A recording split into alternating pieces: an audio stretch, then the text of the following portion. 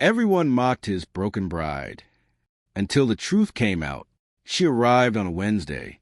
That was what they would all remember later. The ones who had stood watching from the wooden sidewalks of Millhaven, Wyoming, in the dry heat of that August afternoon in 1879.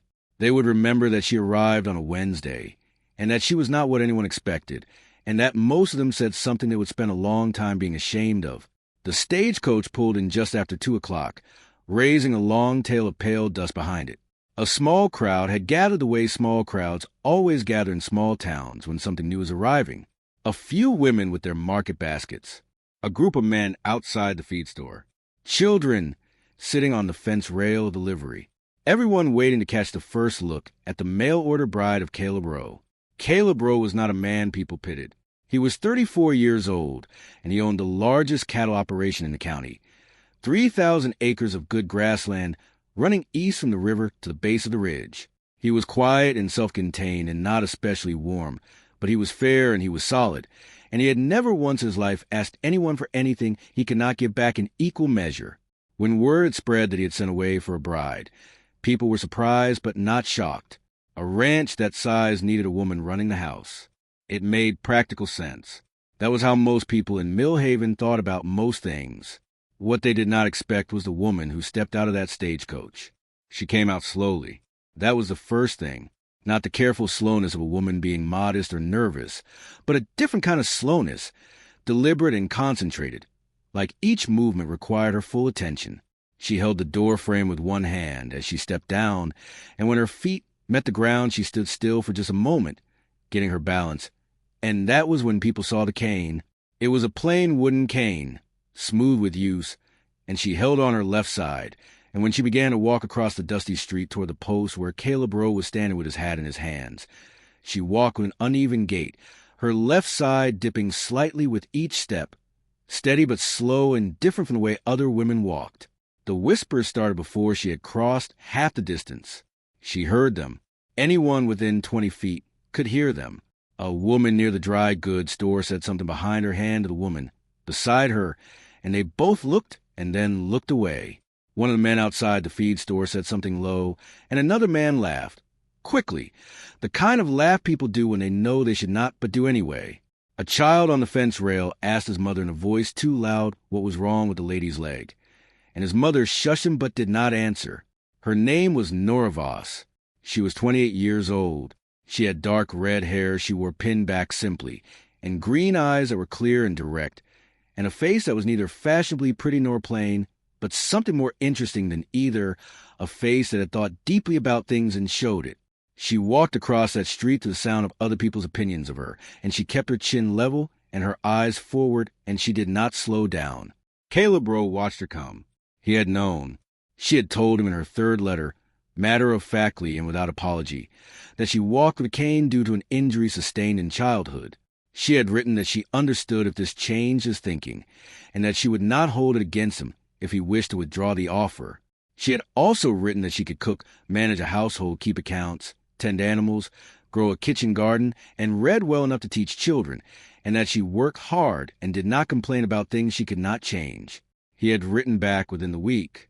He had not mentioned the cane at all. He had simply asked whether she preferred coffee or tea in the mornings, because he always had coffee, but he could get tea if she needed it.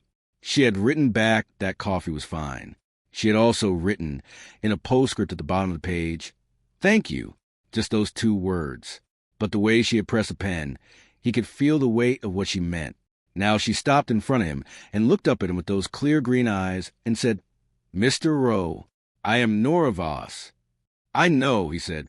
He put out his hand, and she shook it, which surprised him slightly, because most women did not shake hands, but he did not let the surprise show. "Welcome to Millhaven." "Thank you," she said. Then she glanced, just briefly, toward the sidewalk where the watchers were not quite pretending not to watch.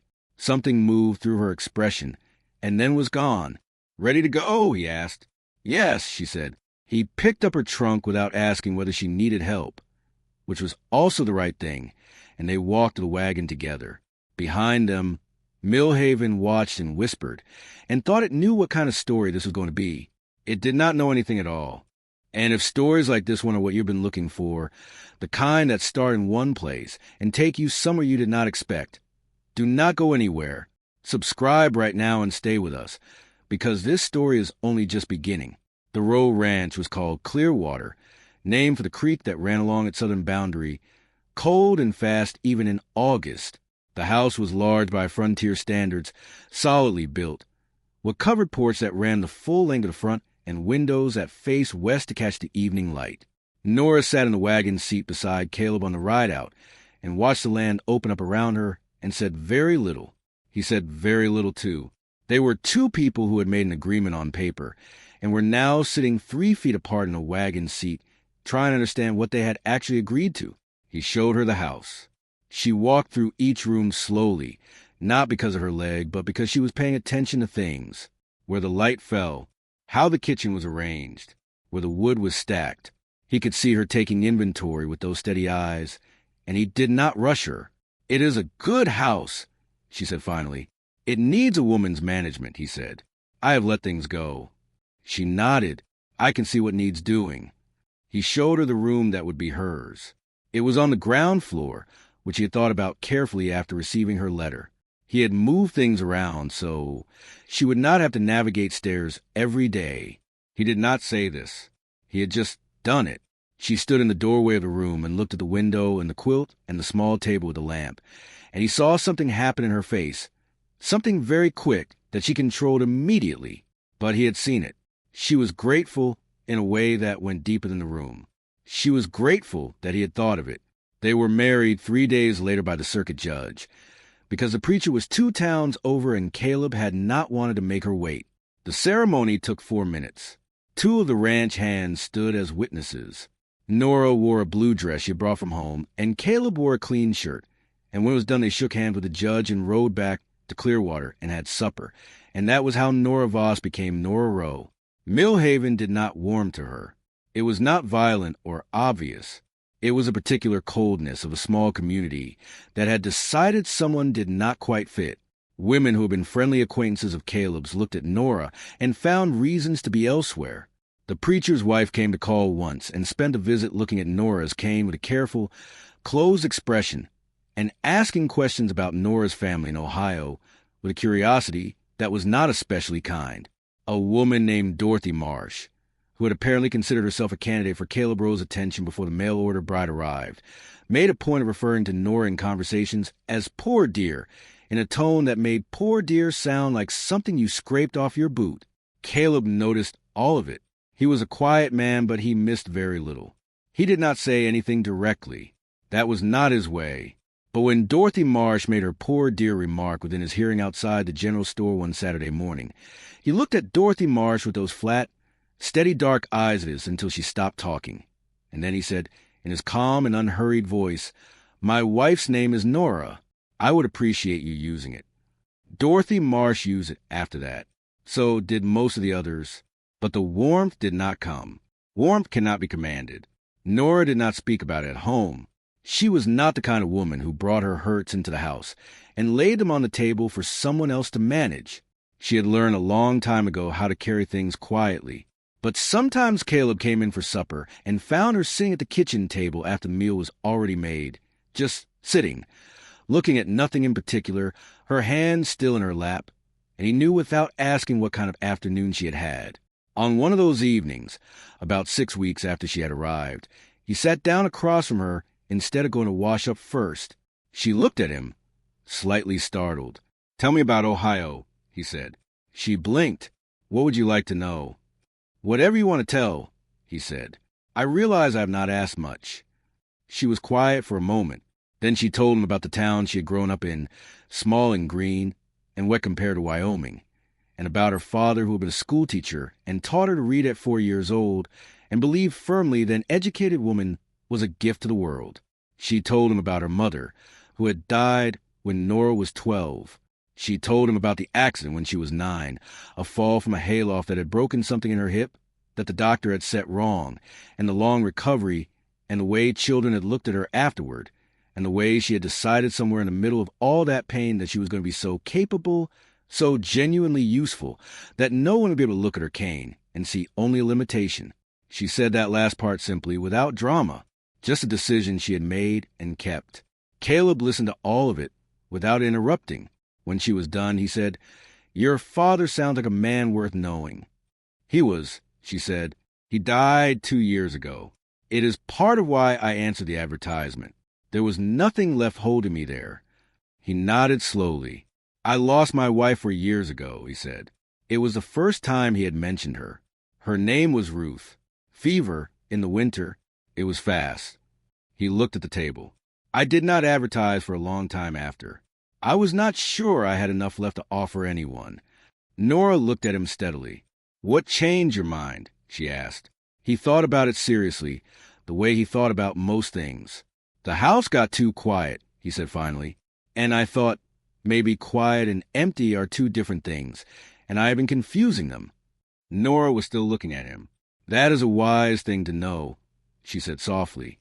Something shifted between them that evening. Not dramatically. Not the way it happens in stories where everything changes in a single moment. Just a door opening slightly, enough to let a little more light through. She began to settle into clear water in ways that were quiet but real. She reorganized the kitchen and the larder and the account books, which were a disaster. She planted a kitchen garden along the south wall of the house and put up fence around it to keep the rabbits out. She repaired the curtains in the front room and made new ones for the kitchen from fabric she had brought in her trunk. She learned the names of the ranch hands and asked about their families and remembered what they told her, and she began teaching. There were 7 children in the area whose families were too far from town for them to attend the Millhaven school reliably. Nora sent word through Caleb that she would hold lessons 3 mornings a week at the ranch house kitchen table for anyone who wanted to come. 3 children came the first week, 5 the second. By the end of the month, all 7 were there, plus 2 whose families had not even been asked, who had simply heard and come. Their parents began to notice. A woman named Margaret Hale, whose son had been struggling with his letters for 2 years, came to collect him one afternoon and arrived early enough to see Nora sitting at the table beside the boy, patient and unhurried, her finger moving under the words while he sounded them out, her voice steady and encouraging. Margaret Hale stood in the doorway and watched this for several minutes before Nora heard her and looked up. He read the whole page. Nora said simply, "By himself. Just now." Margaret Hale looked at her son, who was sitting up straight with an expression of private pride. And then she looked at Nora Rowe, and something in Margaret Hale's face rearranged itself permanently. She was the first. She was not the last. The thing about truth is that it does not need to argue for itself. It just keeps being true, steadily and without drama, until eventually even the people who were not looking for it cannot avoid seeing it. Nora Rowe was true in that way. She did not try to prove herself to Millhaven. She just kept doing what she did, quietly and well, and Millhaven slowly, grudgingly, honestly had to look at what it had decided, and then look at the woman it had decided about, and find the 2 things did not match. Dorothy Marsh came to her in October. She came alone, without her usual companions, and she sat in Nora's kitchen and accepted coffee and looked around at the clean, orderly room with its new curtains and the smell of bread baking and the children's slates stacked neatly by the door, and she was quiet for a long time. "I owe you an apology," Dorothy said finally. She did not seem to enjoy saying it, but she said it completely, without softening it into something less honest. "I was not kind to you when you arrived. I said things that were unkind. I am sorry." Nora looked at her steadily. "I know why you did," she said, not to be cruel, simply because she did know, and she saw no reason to pretend otherwise. Dorothy flushed. "I suppose you do. I did not come here to take anything from anyone," Nora said. "I came because I had nowhere else to go, and I thought I might be useful to someone who needed what I had to offer. That is the truth of it." Dorothy was quiet for a moment. Then she said, "Caleb Rowe looks at you differently than I expected." Nora set down her coffee cup. "What do you mean?" she asked carefully. Dorothy looked at her with an expression that was almost sympathetic. "The way a man looks when he has stopped thinking of something as an arrangement," she said. "That is what I mean." Nora did not answer that, but after Dorothy left, she stood at the kitchen window for a long time, looking out at the pasture where Caleb was working the fence line in the late afternoon light, and the things she'd been careful not to feel pressed quietly against her ribs. She had not come here expecting anything like this. She had come expecting usefulness and safety and enough dignity to live on. She had told herself that was enough, and she had believed herself. She was finding it harder to believe lately. The moment that broke everything open was cold and fast, and came without warning on a Thursday night in November. A fire, but not at Clearwater. The Hale farm for miles east. Margaret Hale's son, the boy who had learned to read the whole page by himself, had been in the barn when the lantern fell. He was trapped behind a fallen beam, not badly hurt but unable to move, and the smoke was building fast. Caleb was already riding by the time the alarm reached them, because the night hand had seen the glow from the ridge. Nora did not wait. She got the other horse, the quieter mare, and she rode out alone into the cold, dark night, because she knew something Caleb did not know yet. She knew that boy.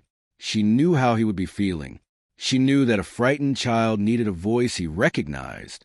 She tied the horse at the fence and moved into that burning barn faster than anyone watching her walk would have thought possible, following the sound of coughing until she found him, small and terrified behind the beam. She could not move the beam alone. She could not. So she lay down flat on the dirty, burning floor beside him, and she put her hand against his face, and she talked to him slow and steady, the way she read to him, her voice completely calm in the smoke and heat, telling him someone was coming, telling him she was right here, telling him he was not alone. Caleb came through the barn wall 30 seconds later with 2 ranch hands behind him. He saw her on the floor, beside the boy. He moved the beam. He got the boy out. He got Nora up and out and into the cold air, and he was holding her by the shoulders in the dark yard, checking her face, her hands, her eyes for the smoke, and she was coughing and telling him she was fine, and he was not listening to that. He was just looking at her with an expression she had never seen on his face before, an expression that had nothing careful or contained about it. "Nora," he said, just her name, but the way he said it. She looked up at him. "I am all right," she said. "I know you are," he said. "You are more than all right." His hands were still on her shoulders, and he did not move them. "I have been trying for 2 months to find the right words for something, and I have not found them. I do not think I am going to find them. So I am just going to say it plain." She waited. "I do not want this to be an arrangement anymore," he said. "I want it to be a marriage, a real one, with you, because I have never in my life met anyone who makes me want to be in the same room, and I have never in my life been grateful for a mistake until now, and I think you are the best thing that has ever happened to this ranch and to me, and I would like the chance to spend a long time telling you that." Nora stood in the cold November dark with smoke in her hair, and the smell of the barn on her dress, and her cane in her hand, and she felt the things she had been careful not to feel fill up every quiet room inside her chest all at once. "That was not plain at all," she said softly. "That was quite a lot of words." Something moved through his face. Something that had not been there before. Something warm. "Was it enough words?" he asked. "Yes," she said. "It was enough." He pulled her in slowly, carefully, like he was afraid of startling her, and she let him, and she put her hand against his chest and felt his heart beating fast beneath the flannel, and he rested his chin on the top of her head and held on. And they stood there like that in the cold, dark yard while the Hale farm burned down the coals around them, and everyone who had gathered to help paused without meaning to and looked. Margaret Hale's boy, wrapped in a blanket on the back of a wagon, looked at his mother and said, "She stayed with me. She didn't leave."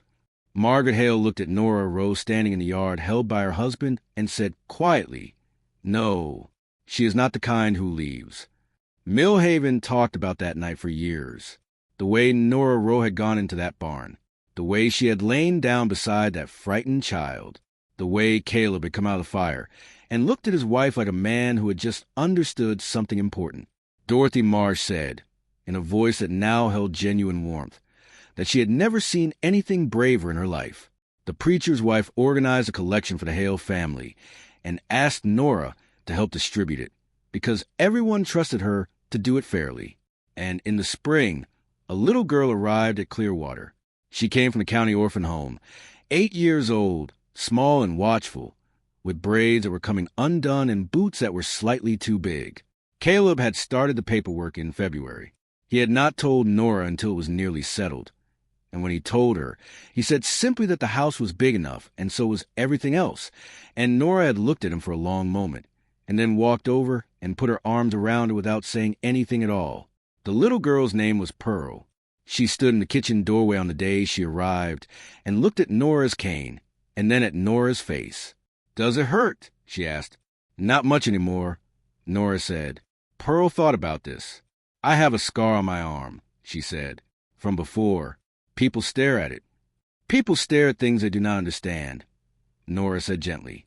"It does not mean anything about the thing itself." Pearl looked at her for a long moment with very old, very serious eyes. Then she walked into the kitchen and sat down at the table and said, "Can I help with supper?" "Yes," Nora said. "I would like that very much." Caleb stood in the doorway of his own kitchen that evening and watched his wife and his daughter moving around the stove together, the small one asking questions, and the red-haired one answering them, and the lamp was lit, and the bread was in the oven, and the room smelled like warmth and something that had been missing for a very long time. He thought about the woman who had stepped off a stagecoach into a street full of whispers and walked through them with her chin level and her eyes forward. He thought about what Millhaven had seen that day, what it had thought it knew. He thought about how wrong a town could be, and how grateful a man could become for every single thing it had gotten wrong, because everyone had mocked his broken bride, and not one of them had understood. She was never broken. She was the strongest thing for miles, and she was his, and he was hers, and that little girl calling her name from the kitchen was the sound of family that found its way to itself through every wrong assumption and cold glance and whispered word, and it was more solid and more real and more full of love than anything any of them had imagined the day that stagecoach pulled in. She had arrived on a Wednesday, and everything from that day forward was different. If this story moved you, I want to hear from you in the comments right now. Tell me which moment hit you the hardest. Tell me where in the world you are watching from tonight. And if you want more stories like this one, stories about women who were underestimated and men who finally saw clearly in love that came in quietly through the back door, then please subscribe, because there are so many more waiting for you, and you belong right here with us.